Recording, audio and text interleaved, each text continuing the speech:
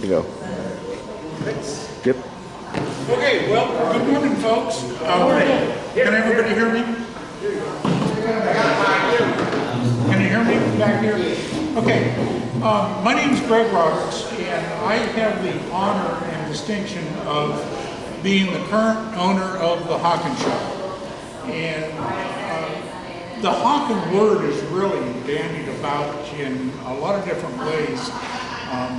You look like a pretty seasoned and knowledgeable crowd, so I probably don't have to go deep into it, but Hawken is actually a brand.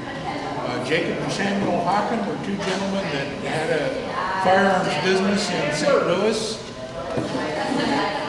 that started technically on the tax books in St. Louis in 1825, and so we're going to be celebrating the 200th year in 2025, and this is the lead up to it.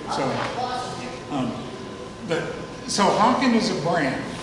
Why is Hawken a brand? I mean, why is it still alive today? It's no different than Winchester. It's no different than Remington. It just hasn't been commercially done as much as those other companies. So Jacob Hawken died in 1849, and Samuel became the sole proprietor of the company. Samuel stayed with it until 1858 when he got out of the business, went to Colorado for a couple of years, sold the business to William Watt and a few others, and by 1861 a guy by the name of J.T. Gimmer, who was an employee of Hawken, ended up with the shop. Gimmer never quit using the Hawken name. It was a factory name. It was a product name. And when he shut down the shop in 1916, the assets of the Hawken brand and Gimmer went into storage. In the late 1960s, I say 1860s because he's that old. Art Ressel here, he ended up with the assets of the Gimmer estate, which included the Hawken name. Art was already a collector of St. Louis guns, Hawken guns. He saw the potential, he saw the need.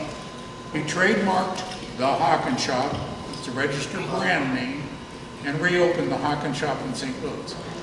About that time, John Baird's books were coming out and getting popular. A company by the name of Thompson Center grabbed Hawken out of the air. Who can do it? It's hard to hear you back here. Now, Yeah. okay. So anyway, Thompson Center grabbed the word Hawken because it was a well-established and known brand from the mid-1800s. They hung this word Hawken on their half-stock rifle. Had nothing to do with Hawken, had nothing to do with anything, but it was a word that was from the history.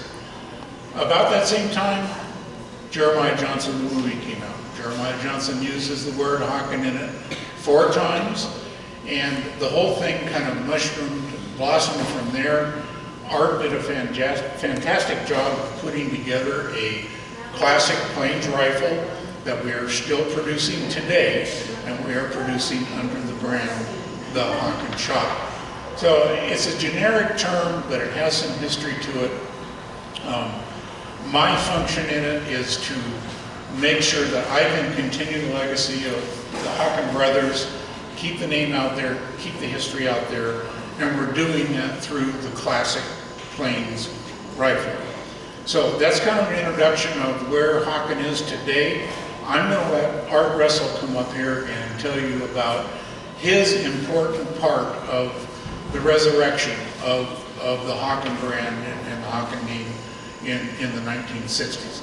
So again, Art is really responsible for a lot of the resurgence, and so I'm going to let him come up here and tell you his version of the history. Thank you, Greg. It's on. Hi, folks. It's nice to be here. I see a lot of faces that look familiar to me. I can't recall a lot of the names, but I know a lot of you have told me, walking through the shop here today, that you remember this and you remember that when I was had the Hawken shop in St. Louis. And I don't know really whether they remember the Hawken shop sitting there or all the massage parties that were next door. I found that out later. But I'm back, it must be about 30 years ago now. I realized the love that I had for these guns. I owned a lot of them at one time. I had probably a dozen or more Hawken Rifles, and I had Kimmer, Dimmick, and Jughart, and everybody else that I was offered too much money for. Somebody else owns them now. But when I had the finest one that I had, the very first gun that I bought, that I paid $1,000 for from an antique dealer in St. Louis, and it leans for a week, so that was a lot of money, $1,000. I remember that. Well, that gun was almost brand spanking new. And our gunsmith back then, and I had a place called Antique Armors, and that's where we sold Civil War guns and all that type of stuff, men's collectibles. And Keith Neubauer, and some of you fellows remember Keith, that's a long time ago. Master gunsmith, I mean, the guy with everything you needed to know. He did repair work on guns that if you could tell it was done, you couldn't tell it was done, and if you could, it was a bad job. But he worked for a lot of fellows in KRA and did a lot of our Hawken shop thing and built guns for us too. And I look back over all of this stuff, and being in love with an inanimate object sometimes seems a little strange. I mean, some of the women think about that little black dress or maybe one of grandma's brooches or something like that. And I think you fellows can identify with a sports car or your truck. Well, I felt that way about the Hawken Rifle. And being an English major and loving poetry and things like that for a long time, I thought, I ought to write down something about a gun like this. And so I did. I sat down and put pen to paper. And I didn't have to work very hard because it came out of my mind and flowed right off of the end of that pen, just as slick as it could be. And unaccustomed as I am to public speaking, I speak a lot, a little verbose. I didn't want to spoil my Oscar moment. And so I brought a copy of it with me, and I've got a copy of something down there for you all to come down and take a look at. David Wright did the picture on this for me. It's one of his original pieces that I own, and my poem is here with me, so I'll just read this, and you can see, strangely, how it almost turns out to be a story of my life. A lot of you fellows that knew me and know me now and so forth don't really realize, because I'm such a handsome young man, that I've only got 9 more years until I'm 100 years old. So consequently, I may stall a little bit on this, and I'd be embarrassed, but I'm going to give it a try. When once I got my mind, this is Old Thunder in Me, it's a saga of the Hawken Rifle.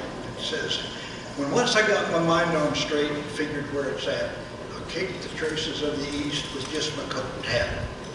I heeded Horace Greeley's words, because truly they seemed best, and set my feet ahead for the gateway to the West. Now when I was hitting St. Louis town, I didn't spare a cent to outfit with the very best, because I was sure hell bent to be the best daring mountain man to ever wear that name.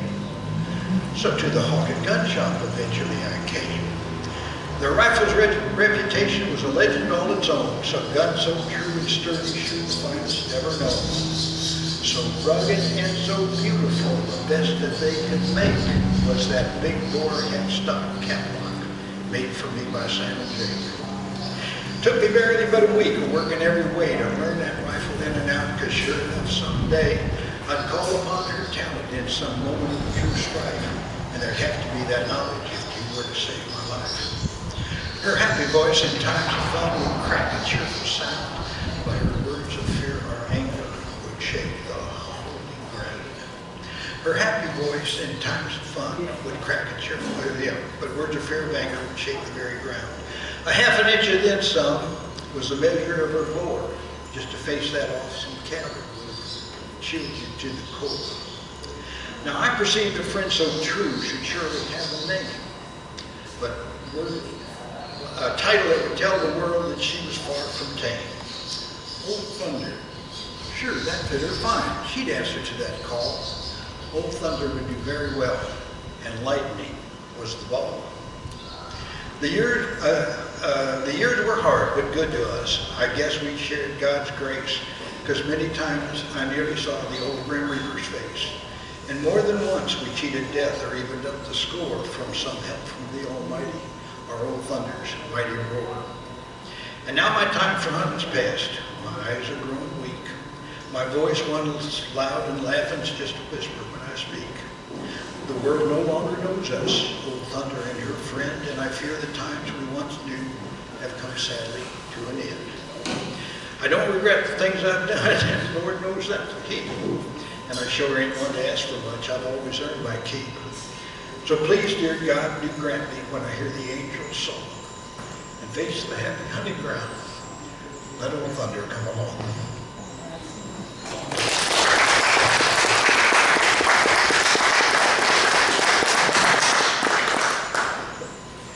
These are down at the Hawken shop if you got them down there. And they're all signed by me.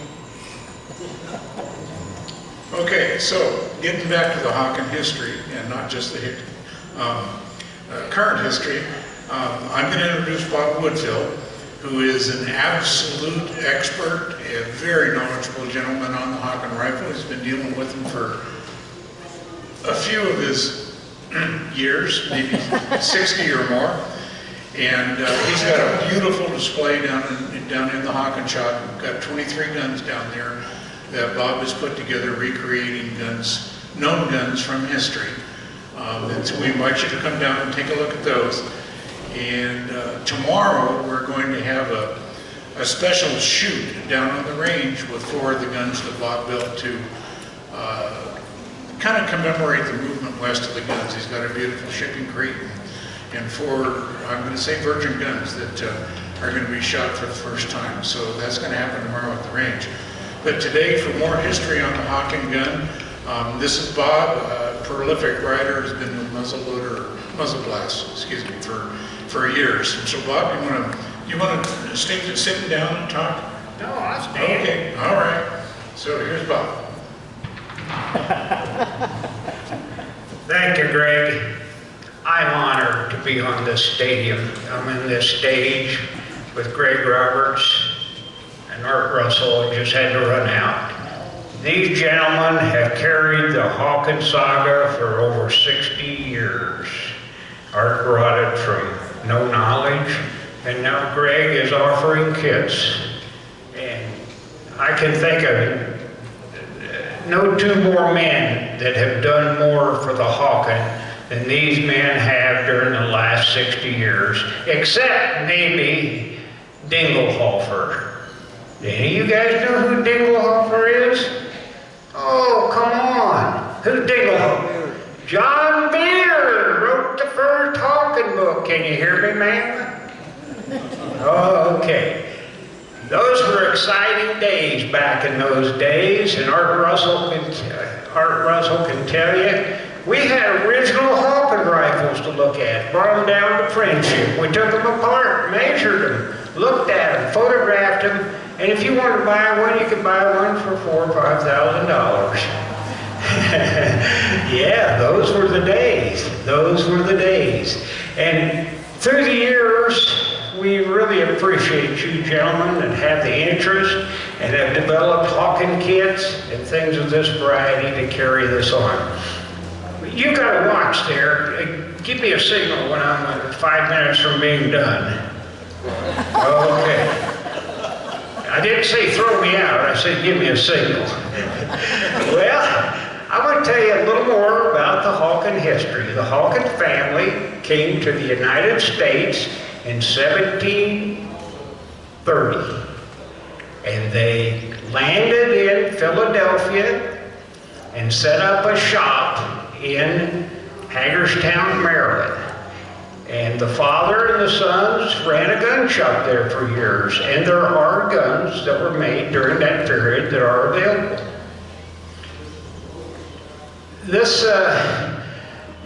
The 2 brothers that we think of today, Jake and Sam Hawken. Jake Hawken went west. The lure of the West and the mountain man and the fur trade was going on, all of it out of St. Louis, going right up the river over here, the Missouri River, and they just could not pass that up. They had to be a part of that. Now, Jake and Sam were well-trained gunsmiths. They worked at Harper's Ferry, And Jake, in his last days, was given $1 a day for finishing off Harper's Ferry's rifles. So they knew those rifles and the positives and the negatives of them. Jake moved to St. Louis in 1818. And when he came to St. Louis, he did set up a little gun shop, but he didn't start making Hawken rifles in 1818. And actually, Sam came in 1822.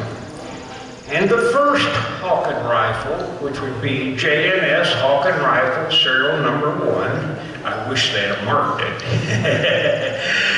was made by Sam and Jake during the winter of 1822.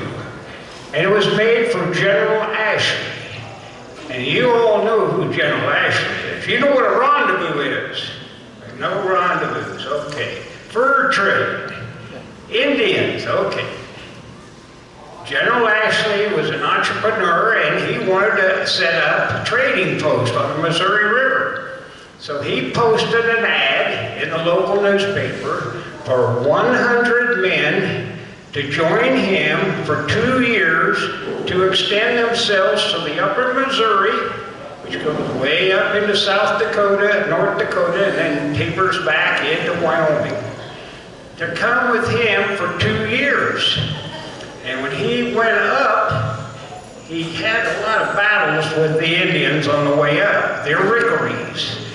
And they call them the Rees, but their real name was the Rickarees. And what these Indians would do, they had trade guns. They could only shoot 40 or 50 yards accurately. But they posted themselves along the cliffs of the Missouri River. And as General Ashley was going up with his 2 or 3 keelboat crew, and they had 40 or 50 men, the Indians would shoot down at them from the overhanging cliffs, which was easy. Well, when General Ashley got back in the year, it was the winter of 1822-23, he says, I've had enough of this. And so he went to 2 of the best gunsmiths in St. Louis, Jacob and Sam Hawken. And he says, build me a rifle. I want a rifle that'll shoot 200 yards. 200 yards with accuracy, and I want it rifled. Well, that was a challenge, but Jake and Sam took the challenge on, and they built him a rifle. And I've got a copy of it down at the carpenter shop. Come down and take a look at it. It was 69 caliber, carried an ounce ball, and I shot my rifle, and I was lucky one day. You know, when you write articles and you put those groups in there, you don't put the average group, you put your best group in. But anyway, I shot a 4-inch group, 3-shot 4-inch group with that cotton trigger, and it's a flintlock at 200 yards, and that's honest. And writers are known to stretch stuff, but that's the truth. Okay. Anyway, what is important is in 1822 or 23, it was there in that winter when they got it put together, that was before cap locks became plentiful and available in St. Louis, Missouri. And so they couldn't make cap locks, and that gun had to be a flintlock ignition. Now, I get about as many questions about flintlock Hawkens as I do, how come Greg is so good looking? Is he awake? Okay, he's not awake. But anyway, people say, well, did they make a flintlock Hawken? And my answer, and most of your experts, is no. We've never found a flintlock Hawken that has the proper J&S or S or J Hawken barrel stamp. There've been a lot of fake ones, but I mean real. Okay. I believe Jake and Sam were involved in the business adventures. They owned land in town, they rented it out. They were actually farmers at a time. Jake was the rifle builder, and he designed the rifles, and Sam was a civic guy. He was head of the fire department. mean, they were doing all kinds of stuff. And it really wasn't until the gentleman they lived with, Mr. Lakeman, until he died in 1825, they formed J and S Hawken. And then I think they started making some original Hawkens. But that is a period, again, before 1830, before ignition were available. That's right, here in St. Louis. And there may be some rifles out there, but we've never found one. We've never found one marked. Now, don't get me wrong. If you want to make a Hawken and put a flint on it, go for it. The more balls and black powder we shoot, the better. So I'm all for it, but I'm just trying to be authentic and say, yeah, the collectors and people haven't really found one. Now that all changed in 1830, and obviously it was J and S Hawken, and they put a stamp on their barrel, J and S Hawken, and it's S period Hawken. So if you see one that doesn't have that period, you know it's a fake. There are some out there. Okay, well anyway, they started making some Hawkens, but they didn't have a manufacturing place. St. Louis here was like a commerce city. People came and bought stuff here, but they imported the stuff from the East Coast, including rifles. Henry and Tryon and all these people were making rifles in Philadelphia, and they couldn't compete with them. But they started making a few rifles early on in the 1830s, maybe a little bit into the late 1820s. And we have some copies of those. So there's some copies of those in John Baird's book, and there's some copies in my book. You guys all have one in your pocket, don't you, my book? Oh, there it is, there it is. Hold that up. They are for sale. Greg's got them for sale down at the Hawken shop. And I give you a guarantee on that. I go astray when I forget things, but we charge you $50 for that, I do. And if you don't think it's worth $50, you give it back to me and I'll give you $55. And that allows you to read it. Okay? That's a good book. I wrote that book with not a lot of intelligence, but I wrote it with a lot of pictures. Because I know gun guys like to look at pictures. And that's what's important. And that's why Greg and Art and I continues us on with pictures and kits and things of this variety. Okay. Anyway, there are I divide the Hawken rifles up into 4 groups. And it's described in the book. We have the J and S period, which would be obviously from 1825 till 1849 when Sam died of cholera. So any rifles made in the Hawken shop during that period would have had that stamp. Now we don't think any of them have that stamp or a flint edition until we get percussion rifles starting in the 1830s. And personally, you say, why? Why didn't Sam do it? Well, they didn't want to compete with those Eastern suppliers who could make 1,000 rifles. They hired Swiss, and they were from Switzerland. I skipped out of my original speech here. The Hawkens, when they came, their name was Hawken, H-A-C-K-E-N, and they were from Switzerland, and they were gunsmiths over there. But their name got Americanized into Hawken. Back in Philadelphia area, yeah. Okay, well, they started making a rifle in the 1840s, the J and S, which has a typical style. And you can read about it in my book or come down and we'll show you some. I didn't bring examples. Up into 1849, Jake, the rifle builder, died of cholera in 1849, and Sam continued the business on from 1849 to 1859 for another 10 years. But he introduced his style of Hawken, and it didn't have quite as much drop. It had a little more straight cone. It had a little different treatment around the breech. And you'll recognize it. It's totally, once you know what you're looking for, you can just look at it like that and say, well, that's a J&S, or, this is an S Hawken. But the S Hawken that Sam introduced is what most of you guys think of as the iconic Hawken. And you think of the Jim Bridger Hawken, which was a very late 1850s Sam Hawken. And it is beautiful. It's in the Montana Museum at the moment. But everybody thinks of the S Hawken like that. Let me tell you, it didn't go like that. These guys were working to make Hawkens. And they had 6, Greg says maybe 12 skilled German, Swiss, good working men in the shop. But they were interested in building Hawkens, getting them out the door, getting their $25 and starting another one. So they didn't spend a tremendous amount of time on it. If you look at them carefully, the locks are not inletted like a typical English gun.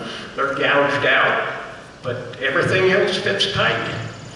And we've been able to tell the different ones by comparing the characteristics of them. Okay?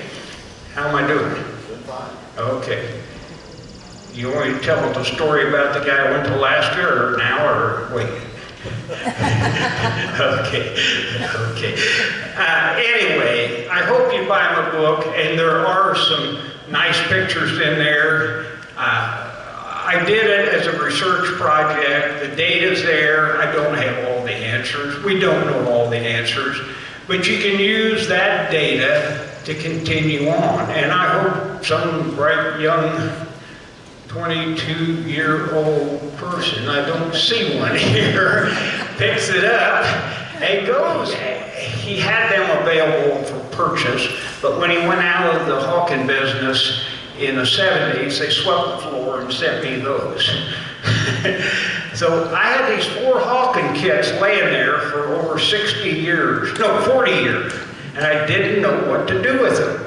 And then this Hawken Classic came along, and I thought, oh, that would be wonderful, because they used to ship them out to the frontier posts like Fort Laramie or Bent's Fort or wherever, and in boxes of 4 to 6. And I said, I'll make one up. We're going to get 4 Hawkens. Well, make them. And I made 4 Hawkens in 4 months. Let me tell you, don't try that. That's a lot of work. And they're good Hawkens. They're good as Hawken ever made. And come down and look at them. We're going to shoot them tomorrow. We'll see how accurate they are. But I learned that the Hawken shop and the Hawken craftsmen, they didn't cut corners, but they did only certain things. And it gave me a much better understanding in evaluating a Hawken, because people bring them to me and say, is this an original? Well, you got to take it apart and look at it. But I learned a lot from that, and I'm thankful for that. And like I said, that was a lot to me, and I hope you guys will see the end product of it tomorrow. I want to particularly thank all you people who traveled distances. I've developed wonderful friends through this. I have friends from Waco, Texas, there we go. It's fun. This is fun, and we want to make it fun.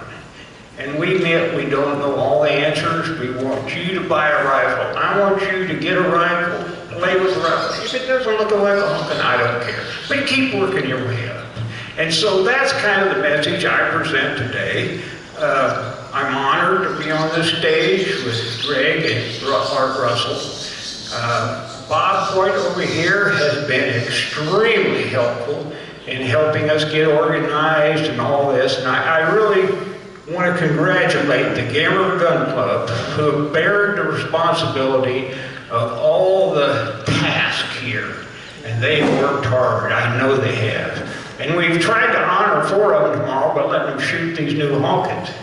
And so we're going to have fun, and if you're not having fun, go home.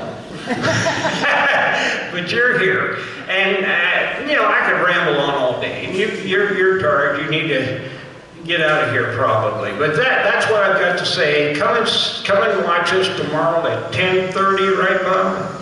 Yeah, I think we're going to start at 10. Oh, we start here about 10, yeah. And we go down there, we're going to shoot the rifles, we're going to score them. The targets will be later, after they're scored and photographed, they'll be hung in the Hawken shop over here at the Carpenter's building. Come and see them. You know, I'm really on the bubble, because if those rifles don't shoot real good, they're going to say the hell with Woodfill rifles. And so we're having a lot of fun, and they will shoot well. I know, I shot them. Okay. We have a little time. Are there any questions? Any questions about Hawkens in general that Greg and I can answer? Yes, sir. How long after Watt and Gemmer acquired the Hawken business did they keep on stamping them as Hawken? They first started off stamping them only Hawken. And then Sam came back from Colorado, and they got permission from Sam for the copyright, and then they started stamping them S Hawken. And they kind of went down in quality during that couple of years, but Sam got on them. In fact, Sam couldn't hold himself back. He went down to the shop and worked there for a while. But that's the story, and Gemmer continued to stamp them up to about 1869.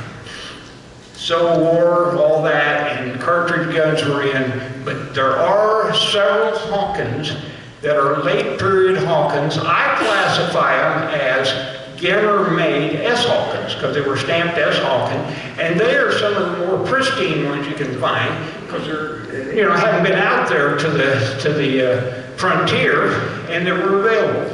So that's my best answer. I have another quick answer. What kind of steel or iron or what were they in the barrels out of? There are a lot of stories, in fact there's detailed stories of Sam getting billets of iron out of Missouri, okay, to make the barrels.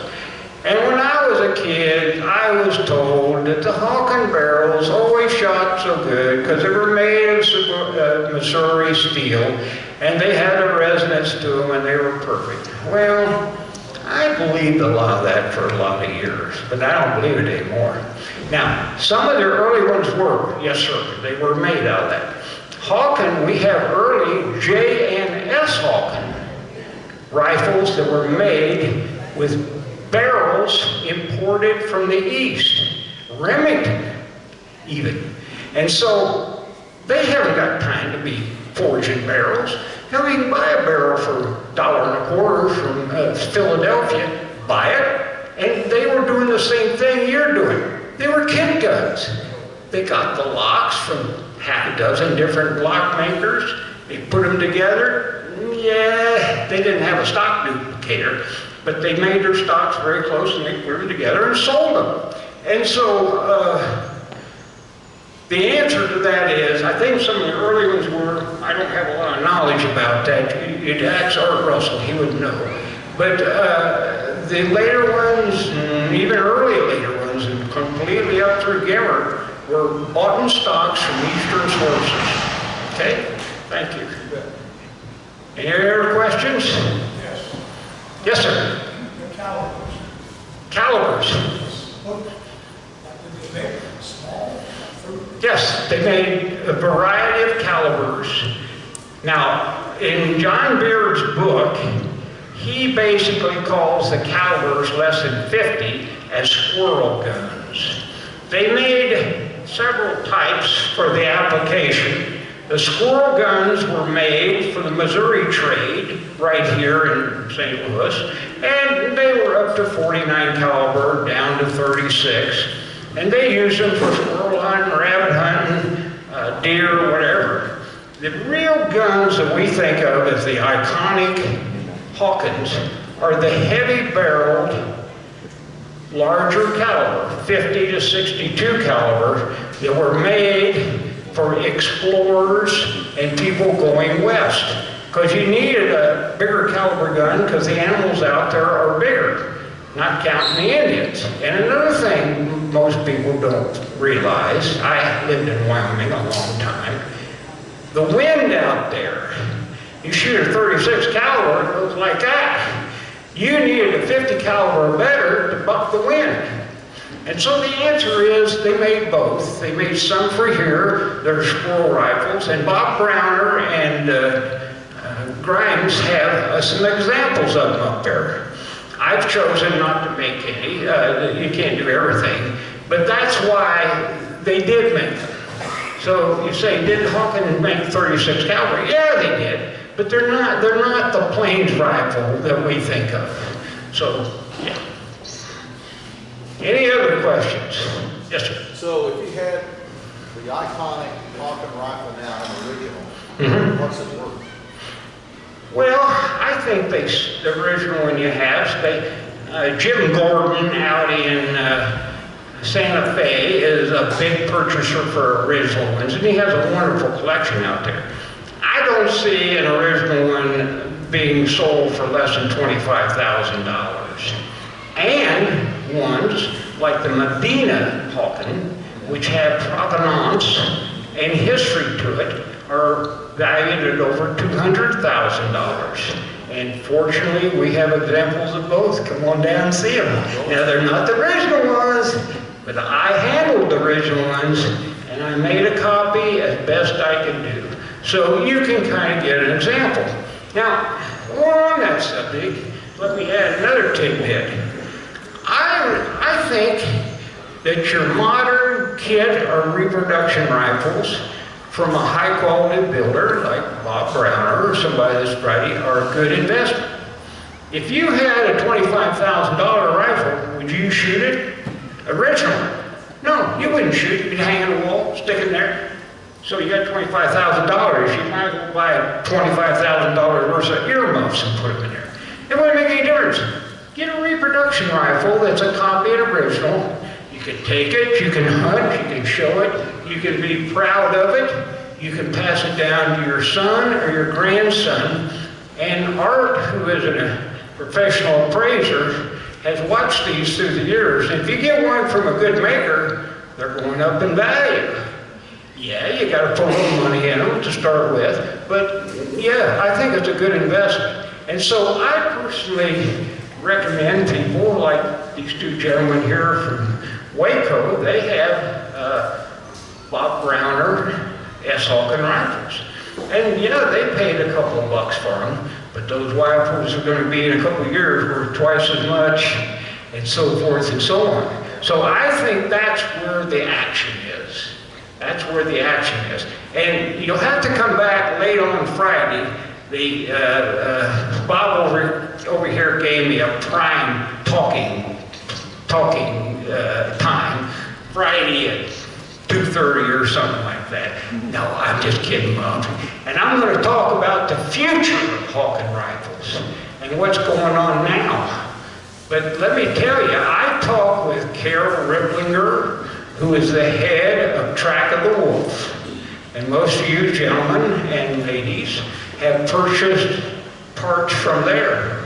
And she says, we have more business right now than we've ever had in our life. And she said, we can't meet the demand. Why is this, Carol? Well, during the COVID, people stayed at home and messed with kits. And Track of the Wolf doesn't even offer kit Hawken rifles anymore because she says we cannot supply the parts. There's a supply chain and we'll be missing parts. So if we sell the whole kit, maybe we're missing one little part, we've got to delay the guy 6 months till we can send him his kit. So they recommend you just buy parts out of the Track of the Wolf catalog. But look at that, what's going on? Who would have believed that? I don't think Biden would have believed it, would he? Sorry about that. I had to put a joke in. Anyway, that's a hot item, and I'm going to expand on that come Friday on prime time. And I encourage everybody to be as excited as I am about Hawken Rifles. I have a lady back here that asked me to extend my name to you. My handle is Barbed Wire. And Andy Baker gave it to me. He's passed, but he's an older gentleman like Art Russell. And I have been blessed through the years to have an association with these people, including Tom Dawson. I worked for him for several years, and he's the finest, one of the finest restoration Hawken guys there is. And I have several of his rifles. You can look at them down here in the shop. But I've been blessed to have an association with these people, and I will do my best with my remaining days to continue to promote and educate and do what I can. That's all I've got to say.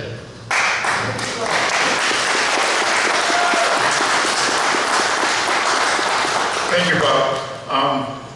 The Hawken shop, the brand, our company, does not have supply chain issues. We manufacture all our own parts. We make our locks, we make our trigger groups, everything made in the USA. We don't import anything. So if you're looking for the genuine deal, we can help you out, we can supply it. And one last thing I'd like to say is back in 2019, I went to Friendship to a seminar that Bob put on. And I met a gentleman back there from the NMLRA who said, we ought to put on a Hawken Classic. I've got this idea. And it grew from there, and Rick Weber, stand up, say hello, board member on the NMLRA, anyway, he's pretty responsible for this happening today, so I'd like to thank him for helping us. All right, folks, thank you. Thanks for your interest in Hawken, and enjoy the rest of the show. We'll be down here until Sunday afternoon, so come say hello. Thank you.